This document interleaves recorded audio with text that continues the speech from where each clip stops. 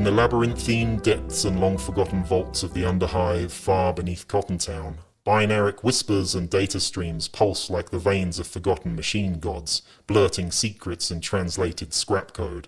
A new kind of enemy stirs. Known only as the Synapse Conclave, this insidious collective is led by a singular, enigmatic technomancer and rumoured outcast of Kotton Town who has evolved to become something beyond flesh, part machine, a digital ghost haunting a shadow realm of Dark Age circuitry and dismantled machinery. Once a rogue data savant or whisper merchant, the Synapse Revenant transcended mortal limits by physically implanting fragments of his consciousness into long-discarded servitor thralls. This melding of mind and machine forged a new form of existence, part humanoid entity, part cybernetic command node, his will infusing countless corpses. The Revenant wears the machines like armor, physically interfacing through implanted neurolinks and arcane cogitator rights. His presence is felt as a cold pulse in the data stream, controlling and augmenting his cyborgs and servitors with eerie precision. His followers do not fear death, they fear disconnection, exile from his hive mind will. Howdy Hive Scum and welcome back. This is the third episode and the final one in my custom house gangs that I've created for a document which you can go and download if you become a patron. So if you'd like to support me, then join my Patreon by becoming a patron. And the links will be in the video and on my main homepage as well. And you'll be able to download that and have access to all three of these gangs, as well as the scenarios that I've created, the dramatis personae, and all of the lore, which I've given you a little snippet of there as well. This is the last and final gang, and this is the Synapse Conclave. This is a gang that I've been toying with the idea of for quite a while. I really do like the idea of having a sort of Ghost in the Shell type of gang, a cybernetic techno gang, because I do feel that Vansar, they do their thing, but this is slightly different, and we've got a bit more technomancy and a bit more sort of just really cool cyberpunk stuff in here. So I really hope you enjoy it anyway. So I won't bore you with all the gang composition here, but it is exactly the same as any of the other house gangs. These guys operate in Dominion campaigns in the same way. You'll always need a Synapse Revenant as your leader. You can only take a maximum of 2 champions at gang creation as well. Otherwise, these guys are always outlaws as well. They are certainly the bad guys. In terms of advanced boons from territories in those campaigns as well, these guys count as a Vansar gang for obvious reasons. It just felt right to do this. So let's get into the fighter types here. Firstly, we have the Synapse Revenant. This guy is your leader, and he is the linchpin in everything that this gang does. He's 120 credits, and his stats are as follows. He's movement 5, weapon skill and ballistic skill 4+. So just average there on the weapon skill, ballistic skill. He's got a toughness and strength of 3, only 2 wounds, an initiative of a 3+, and 2 attacks as well. His mental stats are 6+ leadership, 5+ cool, 5+ willpower, and 4+ on intelligence. So fantastic mental stats, but otherwise pretty much just a ganger with the rest of his stats, but that's not the point in this guy. Now, he has all of the normal special rules that you get with leaders, so he's got group activation 2 and leading by example as well. He can also have multiple equipment sets here as well. Now, we've got a bunch of special rules that I've given him. The first one is that this guy comes as an unsanctioned psyker, and he is a technomancer. So he has a free technomancer ability, or weird power should I say, when you recruit him, and he will always be a technomancer. So he can use the technomancy weird power list as a primary skill set. The next special rule, and something I really like the idea of, I think I got this from sort of Dan Abnett, Gideon Ravener, who psychically sort of puts himself into people, Kara Swole, and basically it's called wearing them. So he wears them like puppets, and it's just a really cool and very grimdark thing. So I thought I'd do that here with a more sort of techno twist, and we have a wear special rule here. The Synapse Revenant may perform the following basic action, where if the Synapse Revenant passes a willpower check, they may give an additional activation marker to any cyborg, gunframe, or servitor in the gang, and that can be used that turn, regardless of whether the fighter has already activated. If the willpower check is failed, the fighter instead gains the insanity condition. So the fighter that is being worn is the fighter that gains the insanity condition. So there is a problem with it. However, you've got a very, very high willpower there as well. So I just think this is a really, I mean, I may say so, obviously I created this, but I do think this is a really cool rule, and I'd love to know what you think about it, but giving activation markers out to fighters all over the board is just a really cool thing. So this guy sits back and he controls everybody else. It's a basic action for you to do this. So you could walk and do this, you could shoot and do this, you could do this and then do something else. It's a basic action, so you can do it, you know, every single turn, and you can give someone else an activation marker. I really, really like this, and I think it's quite unique. There's no other gang that does this, except Spirers, of course, who already have 2 activation markers. I just think it's a real tactical way of shimmying play around. The next one is a negative. This is 1 mind. So if the Synapse Revenant is taken out of action in the subsequent end phase, every single fighter has to roll a d6, and on a 1, they gain the insane condition as well. They cannot function without this guy. It's only on a 1, but it is pretty bad if he's taken out of action. So you're going to want to protect the Synapse Revenant. In terms of skill access and skills, you can take 1 free primary skill as well as the free technomancer skill as well. So you've got a bunch of stuff that you can do that's factored into his cost there as well. Yes, he's got very average stats, but the fact that he gets 2 starting skills and those special rules makes him absolutely worth it, if you ask me. Primary, though, he has technomancy, leadership, and tech skills, which are the Vansar specific ones. Again, it just fits perfectly. Secondary, he gets savant, cunning, and agility, which all feel like they fit as well as secondary skills. In terms of weapons and equipment as well, the Synapse Revenant may take weapons and war gear from the Synapse Conclave equipment list, excluding heavy weapons. So no heavy weapons for this guy. He is not built for combat, really. He is built for the Puppet Master. All right, now for the champion. We have the Cyborg Myrmidon. These guys are awesome as well. They're 110 credits, and they're basically baby murder cyborgs, if you can imagine that. And a really good modeling opportunity here, I think, but reconditioned, repurposed murder cyborgs. These guys are built for combat, and they're pretty nasty as well. In terms of their stats, though, they have a movement 5, a weapon skill of 4+, and a ballistic skill of 3+.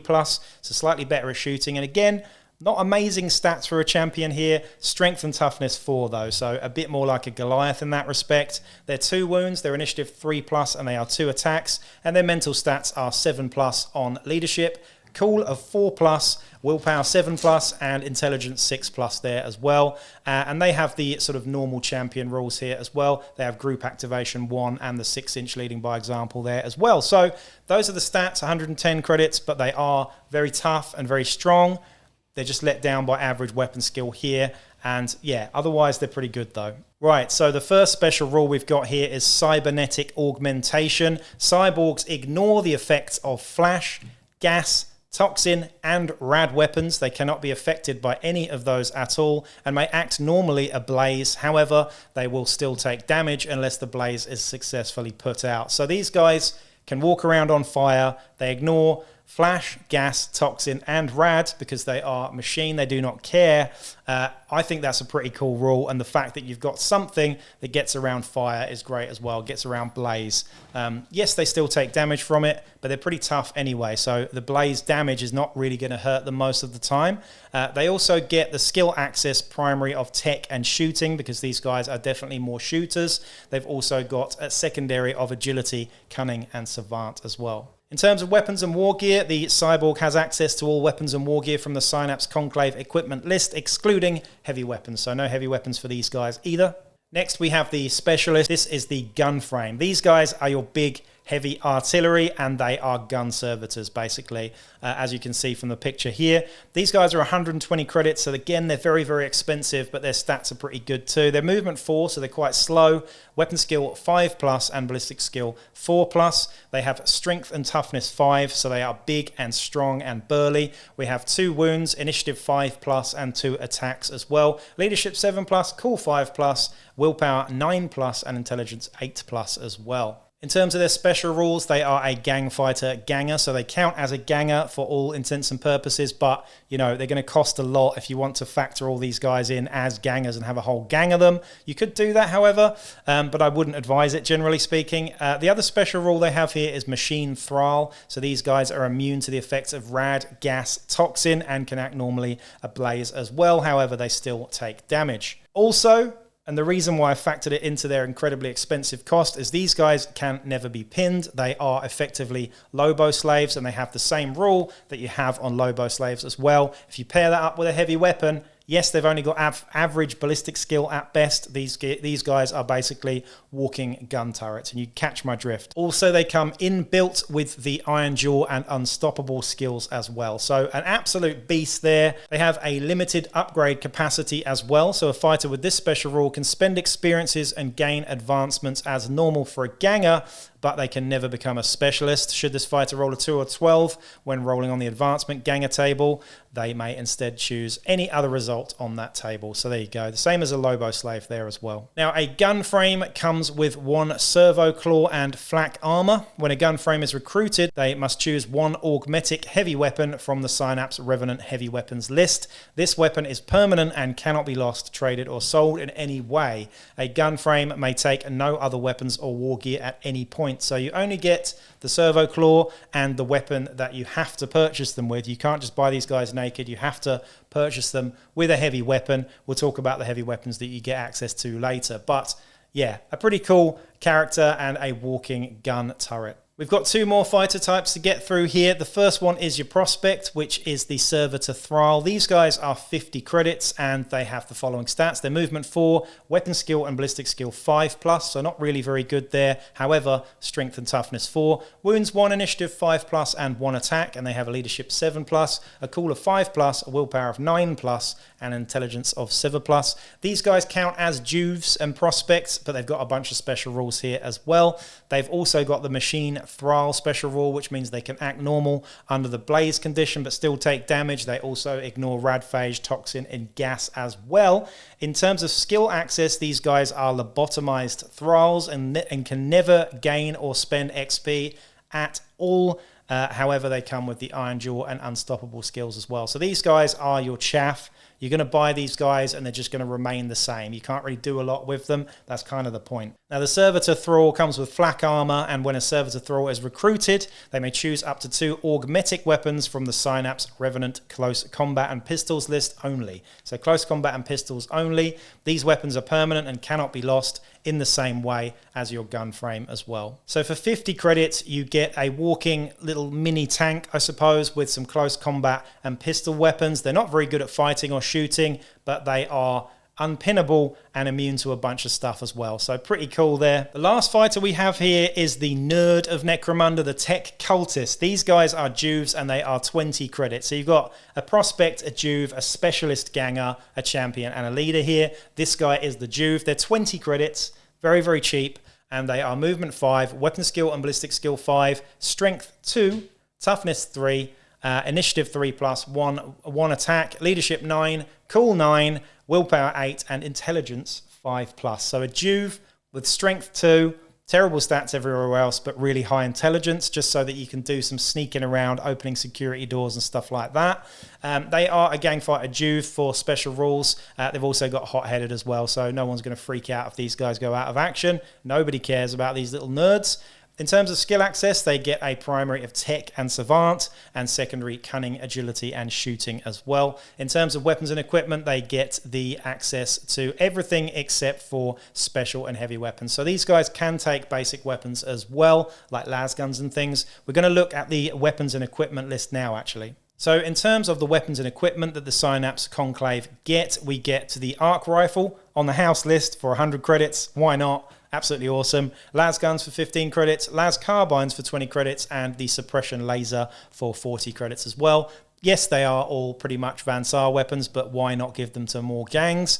We've then got, in terms of pistols, we have the las pistol for 10 credits, the las sub carbine for 15 credits, the grav pistol for 70 credits, and a plasma pistol for 50 credits as well. Special weapons, we have the grav gun for 120, the plasma gun for 110. I've actually increased the price on that because I just feel it needs to be, and a long las for 20 credits as well. In terms of heavy weapons, we have the indomitable grav cannon for 140 credits, as well as heavy bolters, multi-melters, and plasma cannons as well for your gun thralls. Close combat weapons that you're going to get on your thralls here mainly is digi-lasers for 20 credits. I think this is pretty cool having them on your house list. We've also got power knives for 25 credits, servo claws for 35 credits, las cutters for 85 credits, shock batons and shock staves in there as well. In terms of grenades, we've got the stun grenades, frag grenades and crack grenades, so pretty standard there. In terms of armor, we've got mesh armor, flak armor, and all of the field armors available on your house list as well. So your cyborgs and your leader can take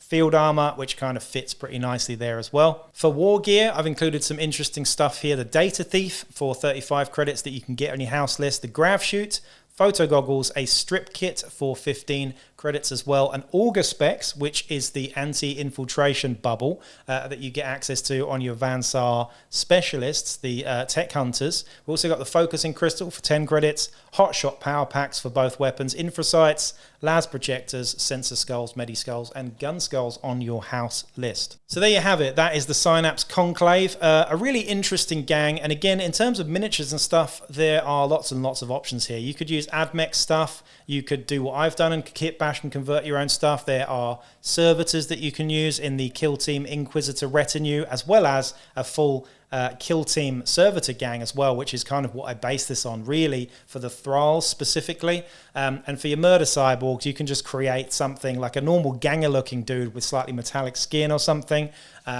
Yeah, anyway, I'm really excited about this gang, and they play really well as well. Like, the fact that you can wear stuff and give it extra activations is great. I think the sort of balanced approach to this gang is also really cool. You're going to want to have 2 cyborgs, I think, from the off. These guys are your real sort of accurate shooters, and they are the go-getters that do the real heavy hitting in the gang, as well as maybe 1 or 2 of the gun frames as well, just shooting stuff with grav cannons, plasma cannons and such. I really like the design of the Juve here, if I must say as well. 20 credits for a Juve that is absolutely useless at fighting, but is just really, really smart. I do like this. And they are the objective getters. You send them out to pick up stuff and do stuff. The fact that they've got high intelligence means that they're more likely to do those objectives as well. And then you've got your thralls just walking forward like a wall of zombies with annoying and fairly useless close combat and pistol attacks there. Anyway, I'm pretty happy with the design of this gang as well as the other 2. So if you haven't watched those videos, please go check them out. And if you'd like to download a copy of this, then obviously become a patron and you'll have access to everything else that's in the document, including some really nifty scenarios that I've drawn up, as well as all the lore and some of the dramatis personae that I've done here as well. I probably will do another one in the future, but I thought I'd at least give you the information on the 3 gangs that I've created here. And I'd really like to know what you think as well. Which one is your favorite out of the 3? It's hard for me to pick. Honestly, the 3 of them I really like, but I'm biased because I created them. They could be dog shit. You could be telling me, Damon, these are awfully designed and awfully written. I hate the lore. Shut up, basically. But I think there's something in it, and I'd really like to know if people want to play them. And if you do, let me know your findings, how you think you might tweak them here and there to make them more betterer in some ways. But I think all 3 of these gangs are well balanced. They're not too powerful, and they offer something different to Necromunda, which is exactly what I wanted to do for the community. So here you go. Anyway, I hope you enjoyed this, and I'll be back with another one real soon. Peace out.